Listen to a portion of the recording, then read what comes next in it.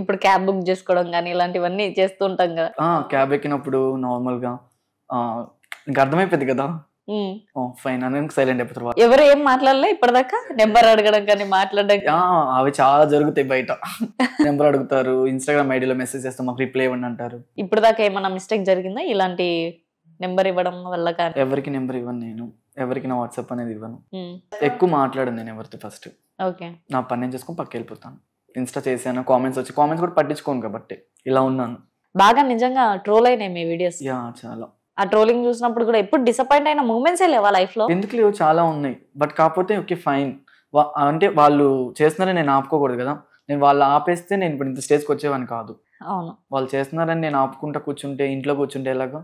వాళ్ళు చేసుకోండి, నాకు సంబంధం లేనప్పుడు నేను కంటిన్యూ చేశాను కాబట్టి ఈ స్టేజ్లో ఉన్నా. అంటే జాబ్ చేస్తున్నప్పుడు డ్రెస్సింగ్ చేంజ్ చేయమన్నారుగా? డ్రెస్సింగ్ చేంజ్ చేసుకొని నేను ప్యాంట్ షర్ట్ వేసుకొని వెళ్ళాను జాబ్కి.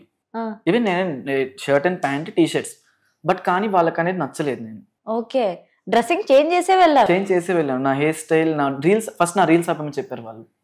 నా రీల్స్ ఆపమని చెప్పడానికి వాళ్ళు ఎవరు? నేను ఎంత కష్టపడి చేశాను నాకు తెలిసింది. వాళ్ళ కోసం నేను ఆపుకోవాల్సిన అవసరం లేదు.